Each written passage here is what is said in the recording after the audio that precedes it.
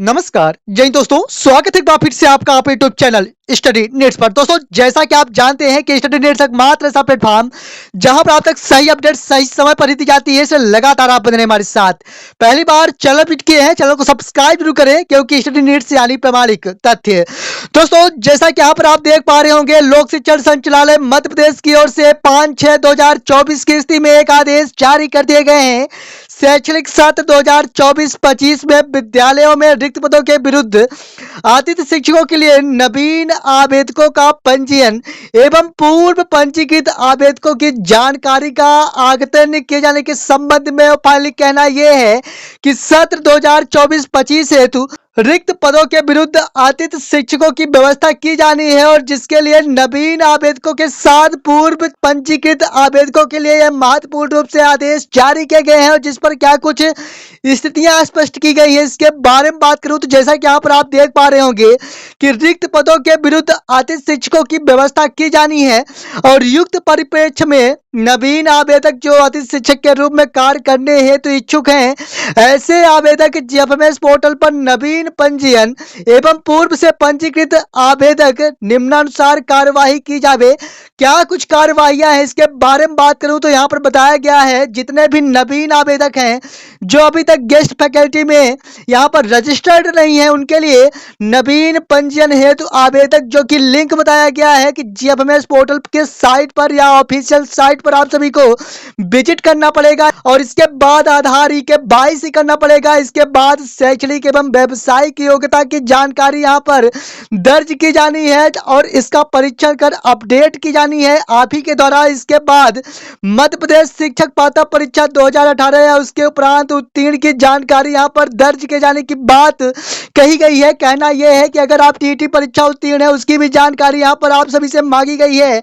साथ ही में पंजीकरण में दर्ज समस्त योग्यताओं की मूल अंक सूची लेकर संकुल प्राचार्य से आवेदक को ऑनलाइन सत्यापन कराएं। कहना यह है कि पंजीकरण में दर्ज समस्त योग्यताओं की मूल अंक सूची आप सभी को लेकर संकुल प्राचार्य के पास जाना है और वहां पर आप सभी को वेरिफिकेशन कराना है। साथ ही में संकुल प्राचार्य द्वारा पोर्टल पर ऑनलाइन सत्यापन उपरांत यहाँ पर आप सभी का स्कोर कार्ड जनरेट किया जाना है।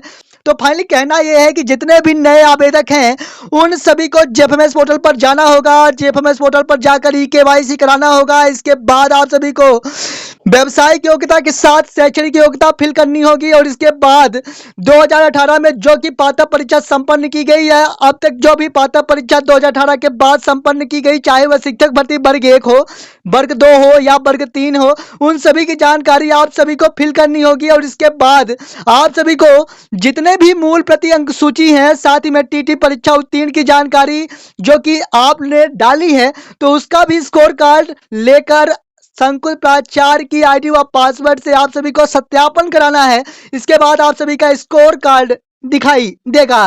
पूर्व से जितने भी पंजीकृत आवेदक हैं पोर्टल पर जानकारी है तो क्या कुछ कार्यवाहियां की जानी है, इसके लिए बताया गया है कि पूर्व से पंजीकृत आवेदकों को पुनः पंजीयन करने की आवश्यकता नहीं है, यानी जितने लोगों ने पंजीयन करा रखा है उन्हें कोई आवश्यकता नहीं है। साथ ही में यहाँ पर यह भी बताया गया है कि नवीन शैक्षणिक एवं व्यावसायिक योग्यता दर्ज करने है तो प्रोफाइल अनलॉक करें, यानी अगर आप लोगों ने इसके पहले वेरिफिकेशन करा रखा है उस स्थिति में आप सभी को कुछ भी करने की आवश्यकता नहीं है। लेकिन अगर आपके पास एमए, एमएससी, एमकॉम या फिर कोई भी नई शैक्षणिक योग्यता या डीएड, बीएड या डीएलएड जैसी योग्यताएं आ गई हैं तो आप सभी को सबसे पहले आवेदन अपना जीएफएमएस पोर्टल पर जाकर अनलॉक करना होगा और जीएफएमएस पोर्टल पर अनलॉक करने के उपरांत आप सभी को जो भी नवीन शैक्षणिक योग्यता या फिर व्यावसायिक योग्यता है उन सभी को अपडेट किया जाना है पोर्टल पर जाकर। इसके बाद यहाँ पर बताया गया है कि अपडेशन उपरांत आप सभी को संकुल प्राचार्य की आईडी व पासवर्ड से सत्यापन कार्य भी कराया जाना है, जैसा कि हर बार होता रहा है।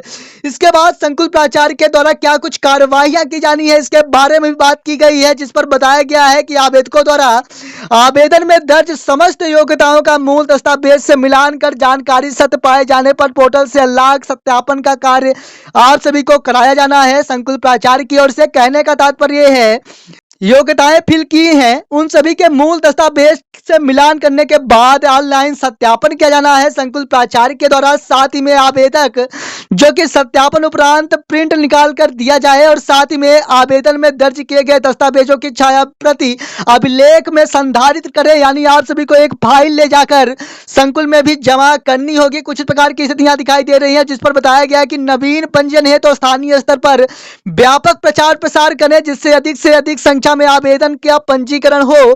पंजीयन का मैनुअल पत्र के साथ संलग्न है। उपरोक्त अनुसार कार्यवाही दिनांक 15/6/2024 तक कराया जाना सुनिश्चित कराया गया है। कहना यह है कि 15/6/2024 तक यह कार्यवाही संलग्न की जाएगी और इसके बाद यहां पर नई भर्ती प्रक्रिया नए शैक्षणिक सत्र 2024-25 से संपन्न की जाएगी। लेकिन यहां पर खास बात जो दिखाई दे रही है तो यहां पर टीटी परीक्षा उत्तीर्ण अभ्यर्थियों के लिए एक अहम, या फिर कहें कि जितने भी परीक्षा उत्तीर्ण या फिर पात्रता परीक्षा उत्तीर्ण या टीटी परीक्षा उत्तीर्ण अभ्यर्थी हैं उन सभी को इस पर समाहित किया जा रहा है। यानी एक नई गाइडलाइन जारी किए जाने की संभावनाएं अब दिखाई दे रही है जैसा कि हमारे द्वारा लगातार आपको अप टू डेट किया गया। इसके साथ यहां पर बताया गया है कि नवीन पंजीयन हेतु आवेदकों द्वारा जेपीएस पोर्टल पर की जाने वाली क्या कुछ कार्रवाइयां हैं इसके बारे में बात करें तो यहां पर क्या कुछ बताया गया। तो सबसे पहले आतिथ्य शिक्षक आवेदन हेतु ओटीपी के माध्यम से मोबाइल नंबर आप सभी को सत्यापित किया जाना है जिस पर आप सभी को मोबाइल नंबर दिया जाना है। इसके बाद पुनः आप सभी को मोबाइल नंबर प्रविष्ट की जानी है। इसके बाद कैप्चा उपरांत आप सभी को क्लिक करना होगा। साथ ही में ओटीपी के द्वारा रजिस्टर्ड मोबाइल नंबर प्राप्त होगा।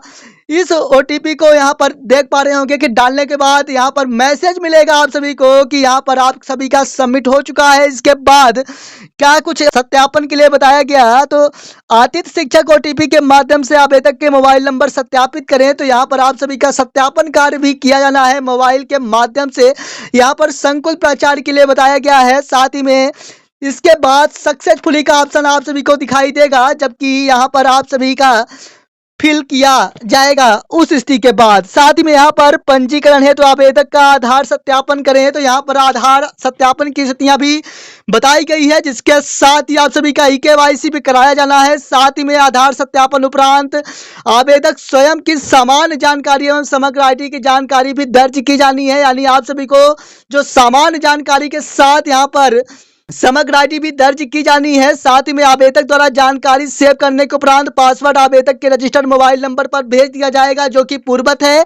साथ ही में आप सभी को यहाँ पर शैक्षणिक एवं व्यावसायिक योग्यता की जानकारी भी अपडेट की जानी है इसके बारे में बताया गया है जो कि पूर्ववत है। आवेदक अपडेट क्वालिफिकेशन ऑप्शन के माध्यम से शैक्षणिक योग्यता यहाँ पर फिल किया जाना है जिस पर आप सभी का बीए बीएससी बीकॉम सहित शैक्षणिक योग्यता जो कि डीएड डीएलएड या फिर बीएड आप सभी को भरा जाना है। तो कुछ इस प्रकार से भी बताया गया है। साथ ही में शैक्षणिक एवं व्यावसायिक योग्यता की जानकारी अपडेट करने के उपरांत प्रिंट लेकर समस्त मूल दस्तावेज के साथ यहाँ पर संकुल प्राचार्य के आईडी व पासवर्ड से आप सभी का सत्यापन किया जाना है जिसके बाद कुछ इसी प्रकार का आप सभी को स्कोर कार्ड दिखाई देगा। साथ ही में यहाँ पर आप देख पा रहे होंगे कि आप लोगों ने जो भी यहाँ पर सब्जेक्ट के साथ टीटी परीक्षा उत्तीर्ण के साथ अपनी जानकारी फिल की है इसी तरह से आप सभी को दिखाई देगा जिस पर सत्यापन कराया जाएगा। इसके बाद आप सभी इस प्रकार के मैनुअल में जाकर अपना स्कोर कार्ड डाउनलोड कर पाएंगे और स्कोर कार्ड आप सभी को दिखाई दे जाएगा। साथ ही में माई स्कोर कार्ड ऑप्शन के माध्यम से भी आप स्कोर कार्ड डाउनलोड कर पाएंगे जो कि इसी प्रकार का आप सभी को स्कोर कार्ड दिखाई देने वाला है। लेकिन यहाँ पर जैसा कि आप देख पा रहे होंगे कि जो भी फॉर्मेट है अभी फिलहाल पूर्ववत फॉर्मेट यहाँ पर बताया गया है कि आप सभी का कुछ इस प्रकार से स्कोर कार्ड होने वाला है। साथ ही में आगे क्या कुछ इस पर नए संशोधन किए जाते हैं लगातार हम आपको अप टू डेट करते रहेंगे। लेकिन जैसा कि तत्काल की स्थितियों में ये जानकारी हम आप तक दे पा रहे हैं और साथ ही में यहाँ पर आप सभी को अनलॉक करना होगा जबकि आप पूर्व एप्लीकेशन हैं। कहने का तात्पर्य है कि पहले से ही अगर आप लोगों ने आवेदन कर रखा है तो यहाँ पर आप सभी को अनलॉक करना पड़ेगा। अनलॉक करने के बाद शैक्षणिक योग्यता जोड़नी होगी। इसके बाद सक्सेस का पॉपअप दिखाई देगा। इसके बाद आप सभी को इस प्रकार से फॉर्म फिल करने के बाद संकुल प्राचार्य से यहाँ पर सत्यापन कराया जाना है, कुछ इस प्रकार से बताया गया है, जैसा कि आप स्पष्ट हो पा रहे होंगे।